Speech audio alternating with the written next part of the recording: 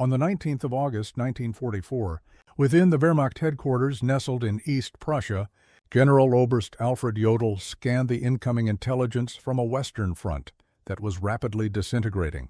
His staff had meticulously calculated the rigid mathematics of Allied supply lines, now stretched over an impossible 400 miles from the Normandy beaches to the very tip of Patton's spearheading Third Army. The undeniable conclusion echoed in the room.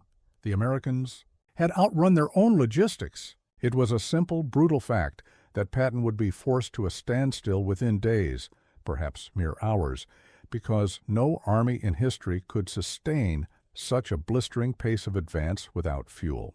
From his vantage point at Hitler's Wolf's Lair headquarters, Jodl contemplated a truth every German general knew from harsh experience. A single armored division consumed a staggering 150,000 gallons of fuel each day it surged forward.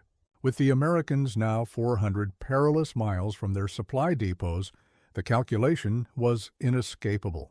Patton's Third Army was destined to grind to a halt, a paralysis that would grant the Wehrmacht precious time to regroup at the Seine, to perhaps hold the line until the biting grip of winter arrived.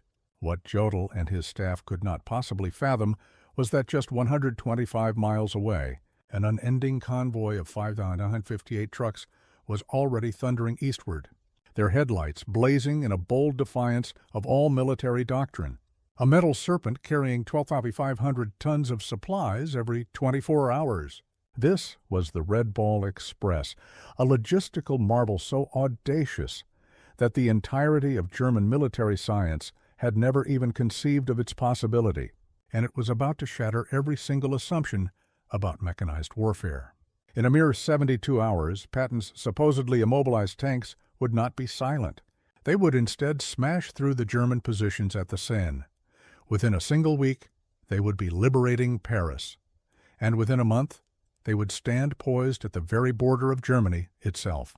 The most brilliant military minds of the Wehrmacht were on the verge of receiving a profound lesson in American logistics, a lesson that would forever redefine their understanding of modern conflict. Delivered by 23,000 truck drivers, 75% of whom were African American, who transformed a simple one-way highway system into the most ruthlessly efficient military supply line in the annals of history. The German General Staff's certainty in America's logistical doom was born from decades of military wisdom and sharpened by recent, hard-won observations. It was the Wehrmacht, after all, that had pioneered the blitzkrieg, that had revolutionized combined arms warfare, and that understood with an intimate dread the tyranny of the supply line.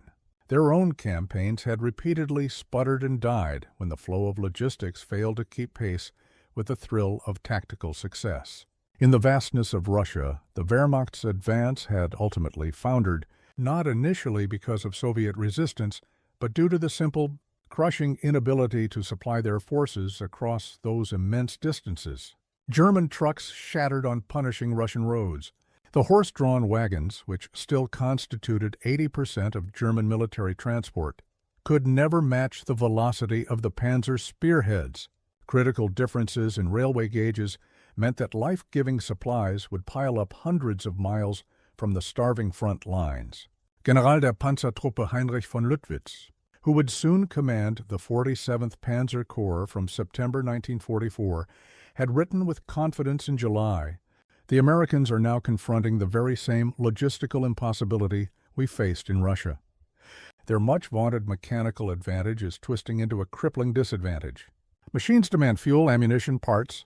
They have charged 400 miles in 30 days. History itself teaches us what must follow: paralysis." German intelligence was meticulously tracking American consumption rates with grim satisfaction. A single Sherman tank guzzled fuel at half a mile per gallon on roads, and far worse, across the country.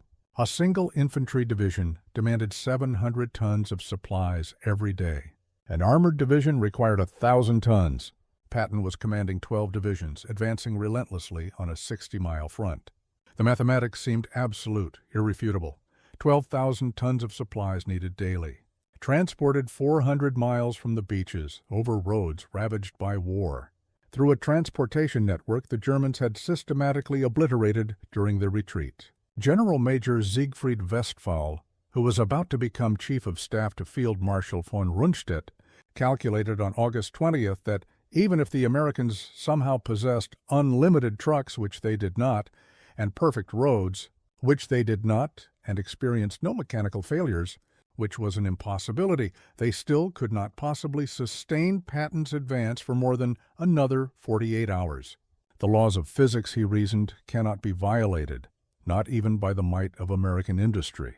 At 2:01 p.m. on August 25, 1944, inside a requisitioned French chateau near Le Mans, Lieutenant Colonel Laurent Ayres of the Motor Transport Service stood before a room filled with skeptical officers. The numbers they presented were stark, painting a picture of logistical collapse. Patton's Third Army was consuming supplies at a rate faster than any army in history, advancing at speeds that made a mockery of all conventional logistical planning. The traditional methods of supply, railway transport, scheduled convoys, depot-to-depot distribution, had completely crumbled under the immense strain. "Gentlemen," Ayres announced, his voice cutting through the doubt, "we are going to forge a one-way highway stretching from Cherbourg and the beaches directly to the front lines. Every single vehicle will run 20 hours out of every 24. There will be no stopping except for gas and emergencies. We will move a minimum of 12,500 tons daily." The name for this audacious plan was borrowed from railway terminology, where a red ball freight was an express shipment that commanded priority over everything else on the tracks. The Red Ball Express would operate on that very same principle: absolute priority, no delays permitted, and no exceptions granted. Its technical specifications flew in the face of German military doctrine. It called for two parallel one-way highways, one for the loaded trucks surging forward, the other for the empty ones racing back. It demanded 24-hour operations with headlights burning brightly, abandoning all blackout discipline. It enforced a no-stop policy except for critical fuel and mechanical failures. Convoys would be spaced at 5-minute intervals, maintaining a steady average speed of 35 miles per hour. Mobile maintenance units would be stationed every 50 miles, and MP checkpoints would be tasked with pulling over any vehicle that dropped below 25 miles per hour.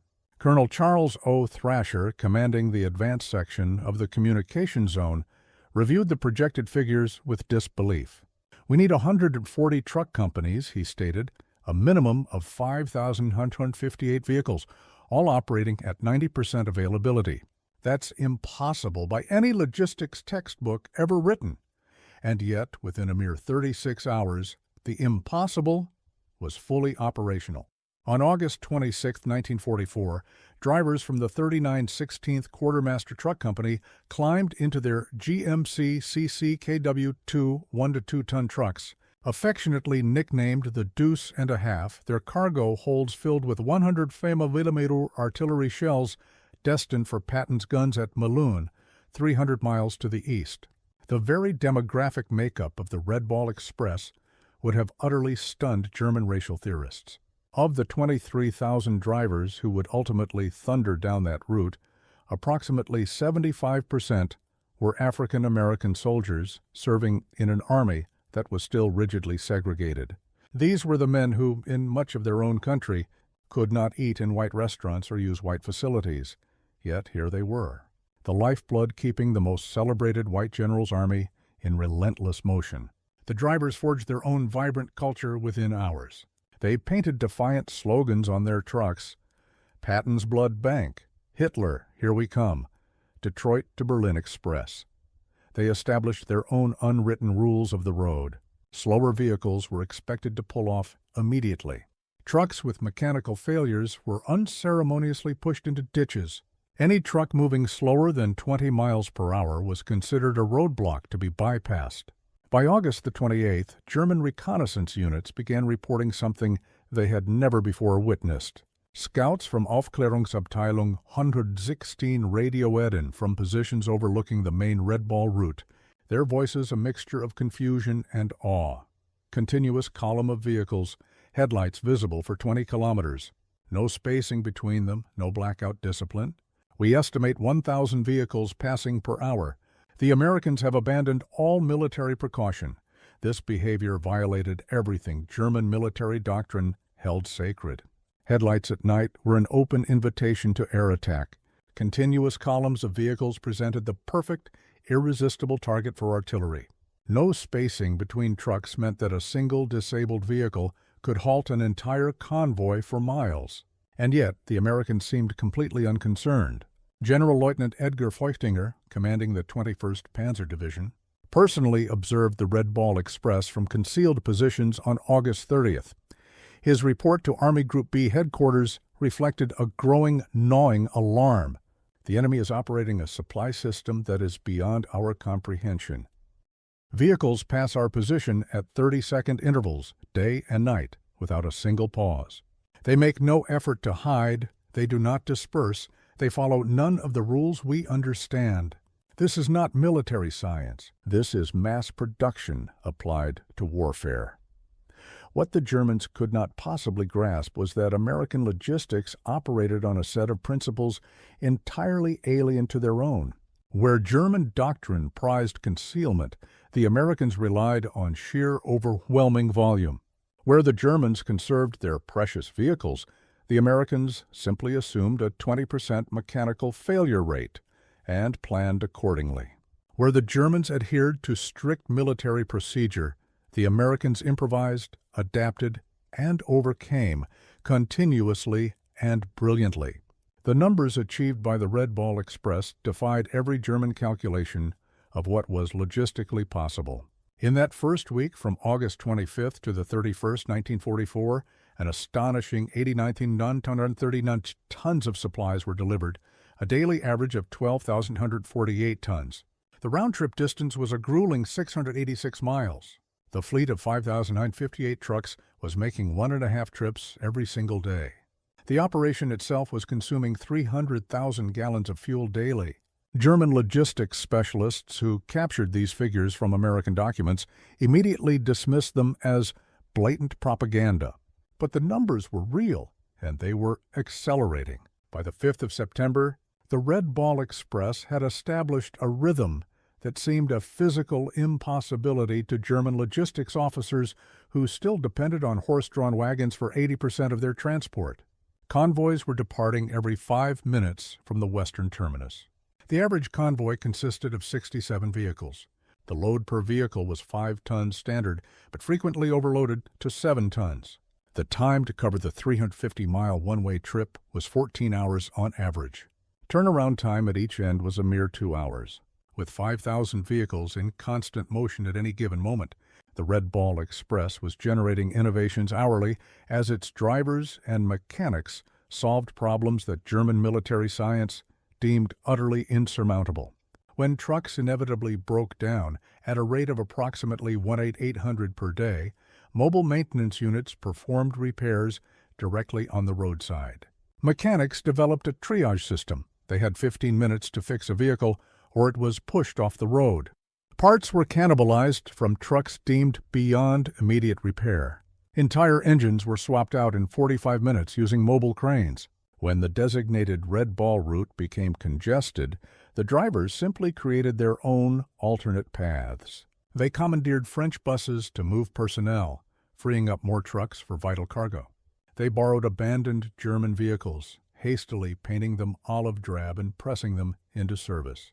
They constructed bypasses around destroyed bridges using rubble from bombed-out buildings as a new roadbed. The Germans, observing this whirlwind of what appeared to be chaos, yet which somehow produced perfect order, simply could not comprehend it. German logistics doctrine emphasized meticulous planning, rigid maintenance schedules, and proper, established procedures. The Americans were violating every single one of these principles, yet their system, instead of collapsing, was accelerating. The most stunning revelation for the German observers was the American management of fuel. The Red Ball Express was consuming 300,000 gallons of gasoline daily just for its own operations, more fuel than many entire German armies received for all of their purposes. And yet, fuel never ever ran short. The Americans had created a parallel logistical marvel, Operation Pluto, pipelines under the ocean, laying fuel pipelines across the floor of the English Channel. By September 1944, fuel was flowing through underwater pipes that German intelligence had not even detected. Forward fuel dumps were established every 25 miles along the Red Ball route. Tanker trucks ran their own parallel convoy system, ensuring that no vehicle ever waited more than 10 minutes for refueling. General Major Walter Warlimont, observing this from aerial reconnaissance photographs, was aghast. "The Americans have fuel dumps that are larger than our entire strategic reserves," he reported.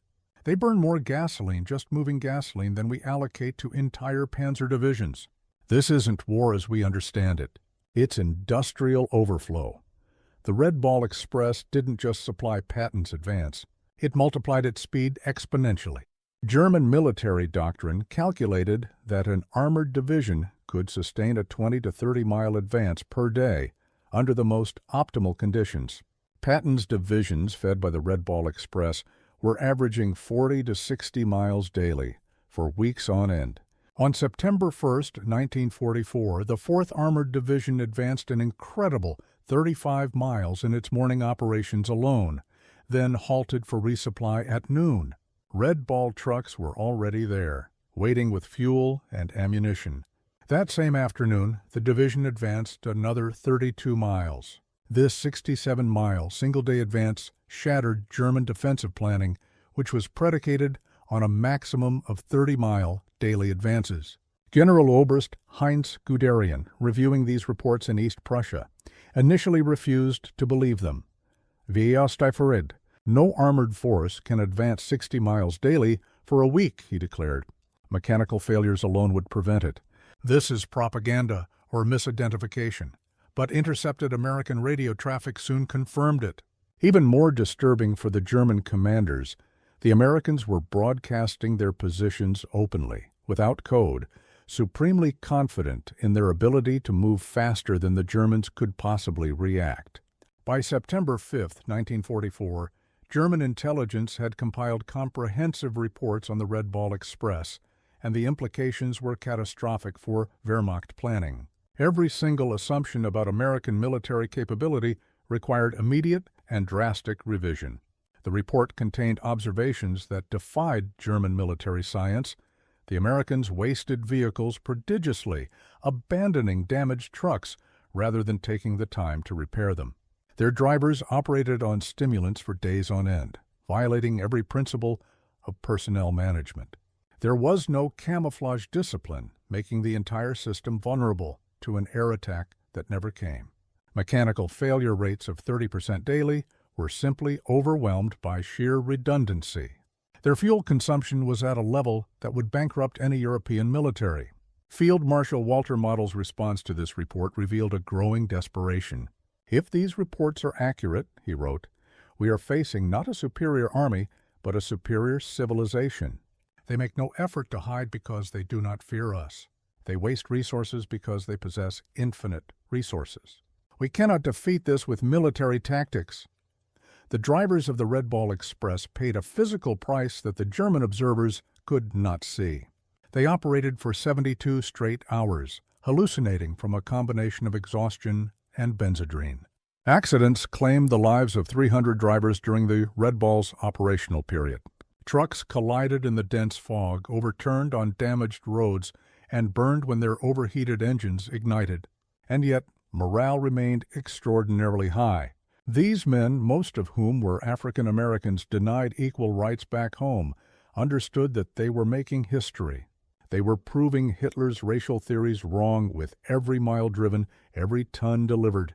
Captured German officers provided eloquent testimony to the Red Ball Express's staggering impact. Oberst Hans von Luck, taken prisoner in September 1944, told his interrogators, "We knew we had lost the war when we finally understood your supply system. You violate every rule. You waste fuel, you abandon vehicles, you exhaust your drivers, and yet you succeed through sheer overwhelming volume. You have industrialized warfare to a degree that is beyond our comprehension." The psychological impact on the German forces was devastating. Wehrmacht soldiers could hear the rumble of American trucks all night, every night, an endless symphony of motors, a testament to endless supplies. They were down to 3 rounds per rifle, while the Americans were bringing in millions of rounds. The sound itself became a form of psychological warfare. The vehicles themselves amazed the German engineers. The GMC CKW-2 112-ton truck, the very backbone of the Red Ball Express, represented the perfection of mass production. General Motors had produced over $500,000 of these vehicles by the war's end, more trucks than the entire German military possessed of all types combined. These trucks featured innovations that the Germans had not yet implemented: all-wheel drive as standard, not an exception, automatic tire inflation systems, waterproofing that allowed for 30 inches of fording, engines that ran on low-quality fuel without modification, and heaters that actually worked in the winter. Even more stunning was the American maintenance philosophy. Where the Germans would painstakingly rebuild engines, the Americans simply replaced them. Where the Germans rationed parts, the Americans would discard entire vehicles for minor problems. Where the Germans had a few master mechanics, the Americans had thousands of competent mechanics who could perform 80% of all repairs. As the front moved relentlessly eastward, the Red Ball Express adapted with a speed that stunned German planning officers who were accustomed to weeks of preparation for any major logistics changes. When the original route to Chartres became insufficient, the Americans created Red Ball Express extensions virtually overnight: the White Ball Express from Rouen to Paris, the Green Diamond from Cherbourg to railroad transfer points, the Red Lion from Bayeux to Brussels, the ABC from Antwerp, Brussels to Charleroi. Each new route was fully operational within 48 hours of its conception. German staff officers required weeks to plan similar operations. The Americans simply painted new markers, assigned trucks, and started rolling. The predominance of African-American drivers in the Red Ball Express created a profound cognitive dissonance for German racial theorists. Nazi ideology had declared black people to be inferior, incapable of complex technical tasks, and lacking in initiative. Yet, here were these very men, performing logistics miracles that German forces could not hope to match. The African-American soldiers understood the deep irony of their situation. They knew exactly what the Nazis thought of them, and it made them drive even harder. Every mile they drove proved Hitler wrong. They were fighting racism with truck keys, defeating Nazi ideology through superior performance. Some German prisoners, forced to load Red Ball trucks as laborers, found their entire worldview shattered by working alongside African-American sergeants who could calculate weight distributions faster than German engineers, who spoke better English than German English instructors, and who treated their prisoners fairly, despite everything Nazi propaganda had told them about racial behavior. The Red Ball Express required an infrastructure that the Germans deemed impossible to create under combat conditions. Engineers built or reinforced 40 bridges, created 15 major fuel depots, established 26 maintenance stations, and constructed 8 temporary cities for the drivers to rest in, all while the operation was running at full tilt. The bridge at Pont de l'Arche had been destroyed by German engineers specifically to halt American logistics. The Wehrmacht calculated that its replacement would require a minimum of 6 weeks. American engineers built a temporary bridge in 14 hours, while Red Ball convoys were detoured only 8 miles on hastily bulldozed bypass roads. German engineers observed the American construction methods with sheer amazement. There were no planning meetings, no detailed blueprints, just immediate, decisive action. They built faster than the Germans could destroy, creating an infrastructure that seemed to appear overnight in the fields of France. One achievement of the Red Ball Express particularly stunned German artillery officers: ammunition supply rates that exceeded their highest theoretical calculations. American artillery units were firing without restriction, a luxury no German unit had enjoyed since 1942. During the reduction of the fortifications at Metz in September 1944, the Navy Corps artillery fired 100,000 rounds in a single 24-hour period. The Red Ball Express delivered every single round, plus a 20% surplus. The German artillery defending Metz was rationed to a mere 50 rounds per gun per day. The disparity was overwhelming.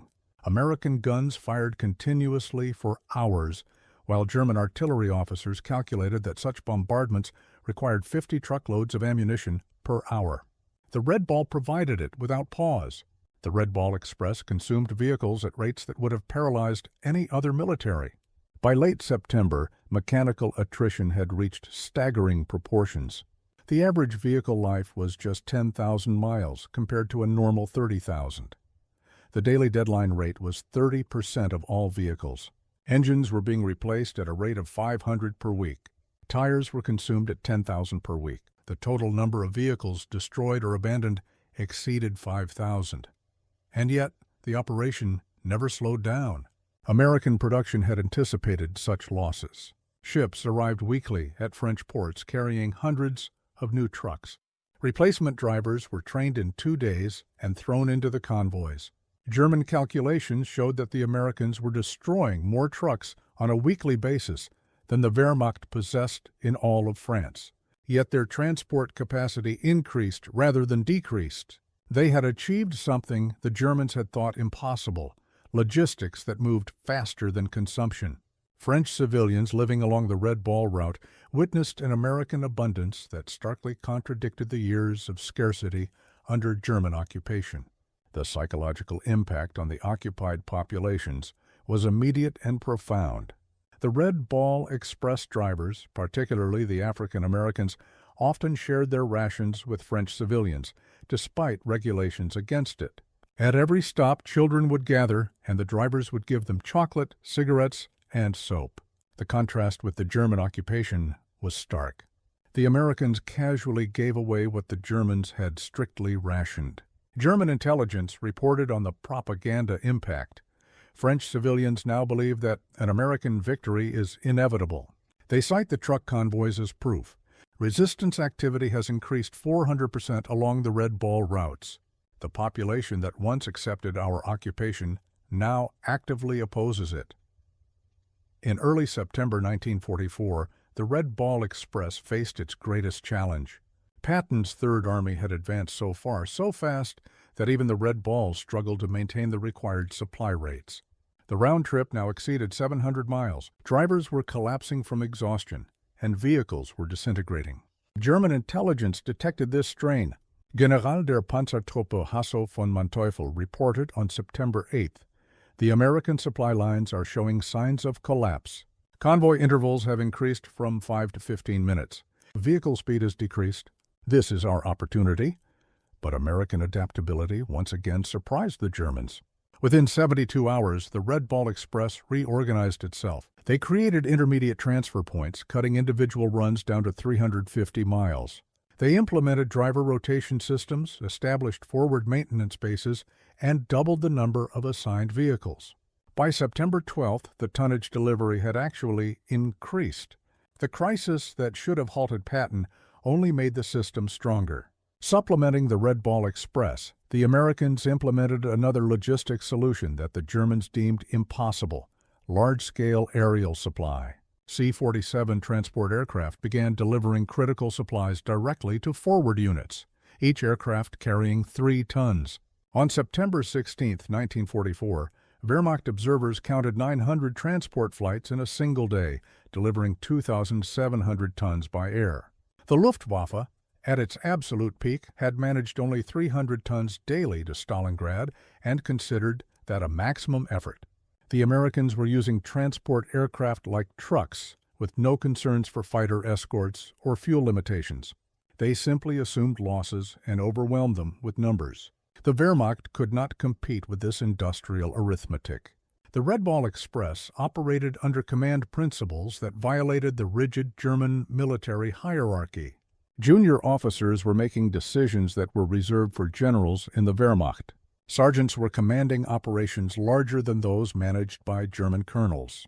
This decentralization baffled the German observers. American logistics seemed to operate without any apparent central control. Every lieutenant acted like a general, and every sergeant acted like a colonel. Chaos should have been the result. Instead, they achieved an efficiency that the Wehrmacht, with its rigid hierarchy, could not match. By October 1944, advancing railheads began to reduce the requirements for the Red Ball Express. The operation that was supposed to last for 10 days had continued for 82, delivering 412,000 tons of supplies over 122 million ton miles. German commanders, now fighting on their own borders, reflected on what they had witnessed. Field Marshal Model wrote in his final report, "We were not defeated by American tanks or planes primarily. We were defeated by American trucks." The Red Ball Express proved that in modern war, logistics is strategy. The transition to rail transport was itself a marvel. American railroad engineers had reconstructed 1,000 miles of destroyed French rail lines while the Red Ball was still running. They laid new track faster than the Germans had destroyed it, often using captured German rail equipment.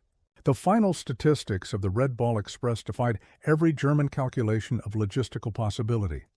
82 days of operation, 412 of 193 tons of supplies delivered, 222 million ton miles, an average of 5,958 vehicles with a peak of 7,000, 23,000 total drivers employed, 700,000 gallons of fuel consumed daily, 40,000 tons of ammunition delivered to Patton alone, 15 million rations transported, and 135,000 tons of medical supplies. Reviewing these figures in captivity, German officers admitted that they had calculated American logistics based on European precedent. They had multiplied their own best performance by 3 and assumed that was the American maximum. They were wrong by a factor of 10. Beyond the tonnage and the distance, the Red Ball Express achieved something more profound. It destroyed the German faith in their own military superiority. Wehrmacht officers who had dismissed the Americans as soft and mechanically dependent watched those same Americans achieve logistics miracles through sheer determination and industrial abundance. German prisoners of war would stand silent at the fences of their prison camps, counting the passing Red Ball trucks. Some of them wept. They understood what it meant. It was not just that the Americans could supply their armies, but that they could waste more than the Germans could produce. They were watching their entire worldview collapse, one truck at a time. The Red Ball Express forced an unexpected racial reckoning within the American military itself. The operation's success depended overwhelmingly on African American soldiers who were still segregated, denied equal treatment, and barred from combat roles. General Eisenhower, visiting Red Ball operations in September 1944, witnessed this contradiction firsthand. His aide, Captain Harry Butcher, recorded, "The general stood watching colored drivers who'd been at it for 20 hours straight. He said, 'These men are winning the war as surely as any infantryman. We need to reconsider many things.'" The success created a pressure for integration that contributed to the military's desegregation 3 years later. African American soldiers had proved in France what they had always known: given the tools and the opportunity, they would match anyone. The Red Ball was their combat, and they won it decisively. German racial theorists struggled to explain the contradiction. SS racial science publications simply stopped mentioning American logistics operations. The evidence was too overwhelming to deny and too damaging to acknowledge. German military engineers studied the Red Ball Express operations intensively after the war. The lessons they learned revolutionized logistics thinking worldwide. Volume overcomes inefficiency. Mechanical redundancy eliminates vulnerability. Decentralized execution enables speed. Standardization multiplies capability. And human endurance has limits, but they are higher than assumed. General Franz Halder, the former chief of the German General Staff, wrote in 1950, "The Red Ball Express proved that logistics determines strategy, not vice versa." The Americans understood this. We learned it too late. Among the 23,000 Red Ball drivers, individual stories of heroism emerged that the Germans found incomprehensible within their military framework. These were verified accounts from military records. Corporal John L. Houston drove continuously for 48 hours, delivering ammunition to the 2nd Armored Division at Cambrai. He fell asleep at the wheel 3 times, but was revived by other drivers and continued on. Private Booker T. Washington's truck caught fire from overheated brakes while carrying medical supplies. Instead of abandoning it as procedure required, he drove the burning vehicle 2 miles to a field hospital, jumping out just as flames reached the cab. The supplies he saved were used on wounded soldiers from both armies. These stories, multiplied thousands of times over, revealed the American military culture to the observing Germans: individual initiative, calculated risk-taking, and a focus on mission accomplishment over regulatory compliance. Desperately, the German forces attempted to create their own version of the Red Ball Express in late 1944. Operation Greif, during the Battle of the Bulge, included plans for captured American trucks to create German supply lines. The effort failed immediately. German drivers could not maintain the American speeds. German mechanics could not repair the American equipment fast enough. German fuel supplies could not sustain the consumption rates. Most fundamentally, the Germans could not replicate the American attitude of unlimited resources. Otto Skorzeny, commanding the operation, reported, "We captured 50 American trucks. Within a week, 30 were deadlined. The Americans would have simply replaced them. We tried to repair them. That difference explains our defeat." The winter of 1944-45 provided the Red Ball Express's ultimate test. Freezing rain, snow, and ice should have stopped wheeled transport. German doctrine stated that wheeled logistics became impossible below 10 degrees Celsius. Yet the Red Ball Express continued. Drivers wrapped chains on their tires, poured alcohol into their radiators, and kept rolling. Speeds dropped from 35 to 15 miles per hour, but the tonnage delivery continued. German observers reported ice-covered convoys moving through blizzards that had stopped their own Panzer divisions. The Americans had created a logistics system that functioned regardless of weather, terrain, or enemy action.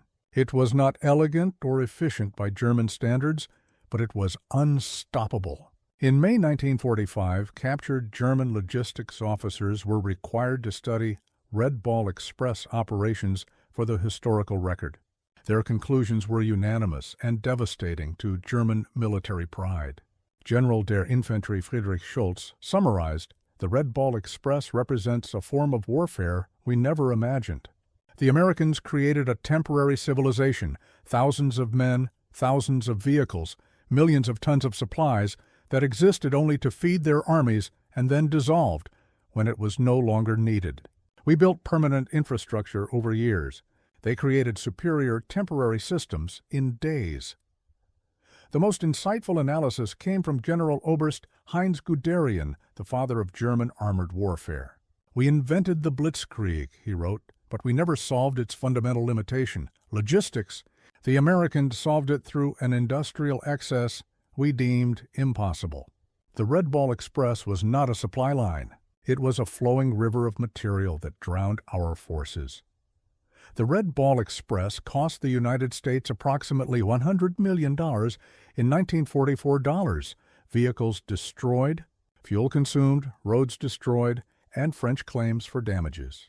German staff officers, accustomed to managing scarcity, found the figure incomprehensible, yet the Americans considered it cheap. The operation enabled the capture of 400,000 German soldiers, the liberation of France, Belgium, and Luxembourg, and shortened the war by an estimated 6 months. Each day of the war cost America $250 million. The Red Ball Express paid for itself in a single day of shortened conflict.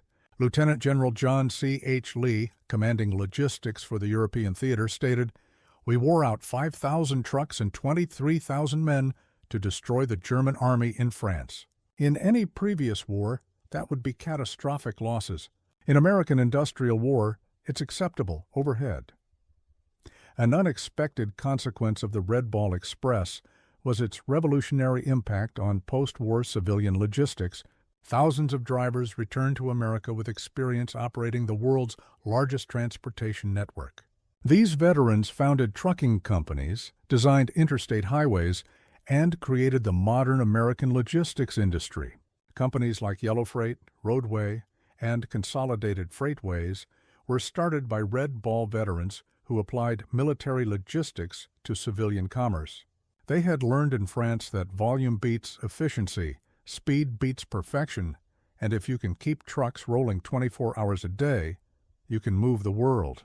Military historians universally recognize the Red Ball Express as the decisive logistics operation of the European theater. Without it, Patton's advance stops, Paris is liberated weeks later, and German forces successfully establish their winter defensive lines. The operation validated an American military doctrine that emphasized logistics over tactics. While German officers studied Clausewitz and battlefield maneuver, Americans studied Detroit assembly lines and railroad timetables. The Red Ball Express demonstrated that in modern warfare, the ability to supply forces determines victory more than tactical brilliance. On September 15, 1944, Field Marshal Gerd von Rundstedt, the supreme German commander in the West, received comprehensive intelligence on the Red Ball Express. After studying the reports for hours, he summoned his staff. "Gentlemen," he announced, "we face something that is beyond a military solution. The Americans have created a supply system that makes distance irrelevant. Our entire strategy assumed their culminating point, the point where advancing forces outrun their supplies. That point does not exist. They have revolutionized warfare, and we are fighting the last war." His operations officer, Oberst Hans Speidel, suggested interdicting the Red Ball routes with the remaining Luftwaffe. Von Rundstedt's response revealed his complete understanding of the situation. "With what shall we interdict them? They have 6,000 trucks. If we destroy 1,000, which we cannot, they will replace them in a week.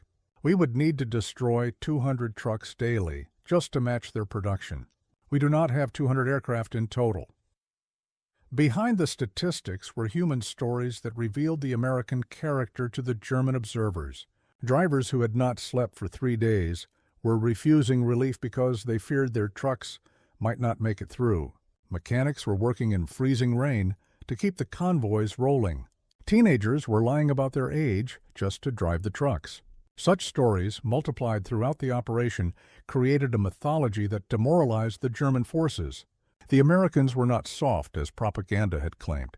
They drove themselves harder than the Germans drove their horses, but they did it voluntarily, not from fear. This made them more dangerous than German doctrine had ever understood. The Red Ball Express became unintentional propaganda, more powerful than any planned operation. German soldiers could hear the convoys at night, endless streams of motors that never stopped. The sound itself became a form of psychological warfare. German units reported hearing ghost convoys that demoralized their troops as effectively as the actual logistics. The knowledge that the Americans had unlimited supplies while the Germans were rationing their last ammunition created a despair that undermined combat effectiveness. American psychological warfare units recognized this impact. They began broadcasting the sounds of truck engines toward the German lines when actual convoys were not present. German units reported these phantom convoys as real, demonstrating the psychological damage the Red Ball Express had inflicted. In November 1944, with the rail lines partially restored, the Red Ball Express was officially discontinued. But its methods had revolutionized military logistics permanently. The concept of continuous high-volume, wasteful, but effective supply became American military doctrine. The final innovation was the speed of its dissolution. The massive operation, 23,000 men, 6,000 vehicles, hundreds of installations, disappeared in 72 hours. Troops were reassigned, vehicles were redistributed, and the routes were returned to civilian use. The Germans required months to create smaller operations and years to dissolve them. The Americans built what they needed, used it, discarded it, and built something better. When the German generals surrendered in May 1945, many cited the Red Ball Express specifically as demonstrating the hopelessness of continued resistance. General der Panzertruppe Hasso von Manteuffel stated at his interrogation, "When we understood your logistics capacity, we knew the war was lost. You could supply armies faster than we could destroy them. The Red Ball Express was a weapon against which we had no defense." Field Marshal Albert Kesselring, among Germany's most competent commanders, was asked what most surprised him about the American forces. His answer, "Not your tanks, not your planes, but your trucks. The Red Ball Express showed us that you had militarized your entire society's production capacity. We were fighting your factories, not just your soldiers." The final statistics of the Red Ball Express stand as a testament to American industrial warfare. Total cargo delivered, 193 tons. Total distance covered, 122 million ton-miles. Trucks employed 5,158 daily average, 7,000 at its peak. Drivers involved, 23,000 in total. Operating days, 82. Fuel consumed, 57 million gallons. Tires worn out, 180,000. Vehicles destroyed, over 5,000. The cost, $100 million. German divisions defeated through supply advantage, 47. Estimated war days shortened, 180. These numbers tell a story that transcended military operations. They represent the moment when warfare changed forever, when industrial capacity became more important than tactical brilliance, when logistics determined strategy rather than merely serving it. In 1994, on the 50th anniversary of D-Day, the United States Postal Service issued a commemorative stamp honoring the Red Ball Express at the National Postal Museum in Washington, D.C. The ceremony recognized the operation that had been overshadowed by combat, but had proved equally decisive in the Allied victory.